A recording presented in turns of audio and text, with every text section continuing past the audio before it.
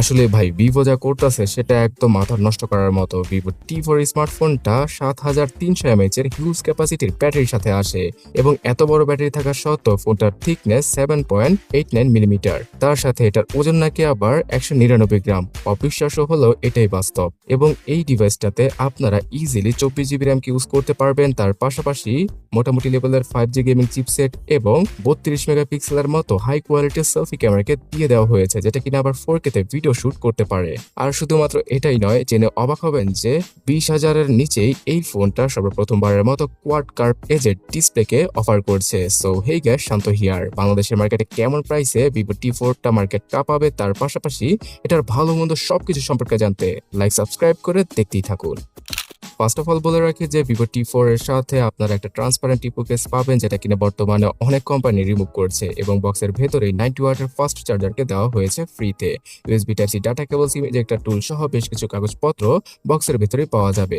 Vivo T4 স্মার্টফোনটার যে ডিজাইনটা আছে সেটা দেখতে মারাত্মক সুন্দর, অনেকটাই ভিভোর X200 সিরিজের মতোই। এখানে সার্কেল আকৃতির ক্যামেরা বাম্প রয়েছে এবং এখানে শুধুমাত্র একটা ক্যামেরাই কাজের, বাকিগুলা শুধুমাত্র ভোং বাং টাইপের। সো ক্যামেরা নিয়ে একটু পরে জানাচ্ছি, তার আগে এর কোয়াড কার্ভ এজেড ডিসপ্লেটাকে আপনাদের দেখিয়ে দেই।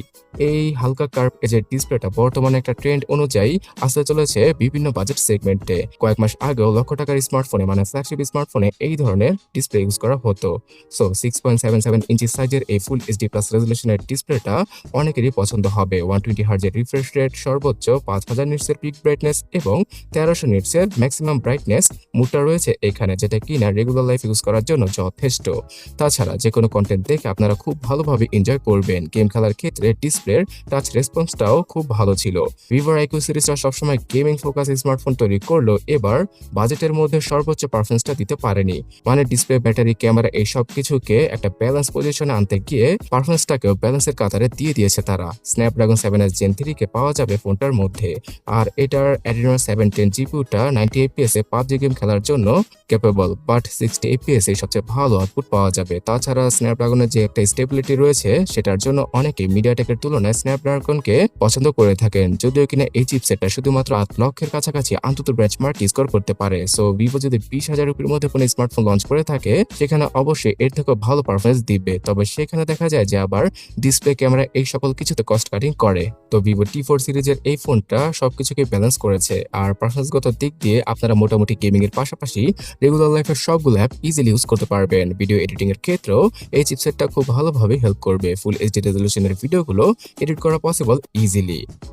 অ্যান্ড্রয়েড 15 এর সাথে আসা এই ডিভাইসটা 16-17 এর আপডেট পেয়ে যাবে। থাকছে ওল্ড ফ্যাশনের FantaSOS 15। ভিভোর অবশ্যই উচিত FantaSOS 16 কে অনেকটাই মডার্ন লুক দেওয়ার, বিকজ এই 15টা অনেকটাই 14 আর 13 এর মতো ওল্ড একটা ভাইব দিয়ে দেয়। আদারওয়াইজ এখানে ব্লুটুথ এবং অ্যাডসের পরিমাণ খুবই কম।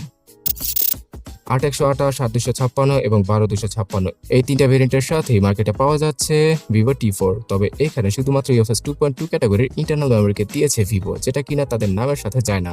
মানে ভিভো T সিরিজটা সবসময় পারফরমেন্সকে ফোকাস করে তৈরি করা হয়, বাট এবার এখানেও কস্ট কাটিং করা হয়েছে। যদি 3.1 ক্যাটাগরির ইন্টারনাল মেমোরি দেওয়া হতো তাহলে ফোনটা চালিয়ে আরো কিছুটা ফাস্ট মনে হতো। অ্যাপ ওপেনিং আর ক্লোজিং স্পিডও দারুণ পাওয়া যেত। তো যাই হোক, এবার ক্যামেরা সম্পর্কে জানাচ্ছি, যেটা তারা কিনা সবকিছুকে পুষিয়ে দিয়েছে ভিভো। 50 মেগাপিক্সেলের ওয়াইজ যুক্ত মেইন ক্যামেরা রয়েছে পেছনে, তবে 2 মেগাপিক্সেলের জুতার বাড়িকে দিতে ভুলেনি তারা, মানে এটা না দিলেও পারতো আর কি। সত্য কথা বলেছেন। 4K রেজলিউশনে 30 fps এবং 1080p তে সর্বোচ্চ 120 fps এ ভিডিও শুট করা পসিবল রিয়ার ক্যামেরা দ্বারা। এখানে ওয়াইস এবং ইএস মিলে 1080p তে ভালো একটা স্টেবল ভিডিওগ্রাফি করতে সহায়তা করবে। 32 মেগাপিক্সেলের সেলফি ক্যামেরা তো 4K রেজলিউশনে ভিডিও শুট করা পসিবল হবে। এক কথায় বলতে গেলে ভিভোর সফটওয়্যার এক্সপিরিয়েন্স মানে ক্যামেরা সফটওয়্যার এক্সপিরিয়েন্স অনেকেরই পছন্দ হয়, তাই রিয়ার এবং ফ্রন্ট দুইটা ক্যামেরাতেই ভালো আউটপুট পেয়ে যাবেন আপনারা। মানে সোশ্যাল মিডিয়ার রেডি ছবিগুলো এক ক্লিকই আপনারা তুলতে পারবেন। তবে এবার যে জিনিসটা সম্পর্কে জানাবো সেটা শুনে সবাই হতাশ হবেন, বিকজ 20,000 রুপি বাজেটে মানে দাঁড়াচ্ছে গিয়ে বাংলাদেশে যে ফোনটা কিনা 28 থেকে 30,000 টাকা পাওয়া যাবে, সেই বাজেটের একটা ফোনে সিঙ্গেল স্পিকারকে দিয়েছে ভিভো। যদিও কিনা স্পিকারের লাউডনেস অনেক বেশি, বাট উপরে আর নিচে যদি দুইটা স্পিকার থাকতো তাহলে পুরোপুরি জমে যেত। ইনফ্যাক্ট ভিভোর যেই 12,000 রুপির ভিভো T4 এক্সট্রা রয়েছে, মানে এটা থেকে কম দামি ডিভাইস, সেখানে ডুয়াল স্টোরেজ স্পিকারের সাপোর্ট রয়েছে। মানে বুঝতে পারছেন যে সবকিছুকে ব্যালেন্স করতে গিয়ে কোন জায়গায় মানে ছোট জিনিসে কস্ট কাটিং করেছে ভিভো। তো যাই হোক, এই জিনিসটাকে আবার পুষিয়ে দিয়েছে 7300 mAh এর ব্যাটারি। 7300 mAh এর ব্যাটারি অনেক হিউজ একটা ক্যাপাসিটির ব্যাটারি, যেটার মাধ্যমে কিনা 2-3 চোখ বুঝে উড়াদুরা ফোন ইউজ করেও আপনারা ব্যাকআপ পেয়ে যাবেন। 90 ওয়াটের চার্জিং স্পিডের মাধ্যমে 1 ঘন্টা 5 মিনিট কি 10 মিনিট সময় লাগবে ফুললি এই ডিভাইসটাকে চার্জ করতে। তো একবার চার্জ করে ফেলে 2 দিনের জন্য পুরোপুরি টেনশন মুক্ত। সো চাইনিজ ব্র্যান্ডগুলো সিলিকন কার্বন টেকনোলজির ব্যাটারিকে খুব ভালো জায়গায় ইউজ করছে। আগামীতে যদি TWS এবং স্মার্ট ওয়াচে এই টেকনোলজিটা চলে আসে খুব ভালো হবে। কি বলেন আপনারা? অবশ্যই কমেন্ট করে জানাবেন। অলরাইট, এক কথা বলতে গেলে ভিভোর এই ফোনটা আমার কাছে একটা ব্যালেন্স ফোন মনে হয়েছে। যারা কিনা বাজেটের মধ্যে সবকিছু চাইছেন, শুধুমাত্র ডুয়াল স্টোরেজ স্পিকারটা বাদে, তাদের জন্য এই ফোনটা পারফেক্ট হবে। বাংলাদেশের মার্কেটে 27-28 অথবা 30,000 টাকা ইজিলি এটার 8/128 আর 8/256 জিবির ভেরিয়েন্টটা পাওয়া যাবে। 12 জিবি র্যামের ভেরিয়েন্টটা 30,000 টাকার উপরেই কিনতে হবে আমাদের। আর ইন্ডিয়াতেও দেখা যাচ্ছে যে 20,000 রুপি থেকে শুরু করে 25,000 রুপির আশেপাশে এটার বিভিন্ন ভেরিয়েন্ট অফারের মাধ্যমে পাওয়া যায়। তবে এটা থেকে জোস ডিভাইস কিনতে হলে আর কিছুদিন ওয়েট করতে হবে, বিকজ ভিভোর iqoo Z10 টার্বো সিরিজের ফোনগুলো আসতে চলেছে আগামী মাস থেকে। Oh my God!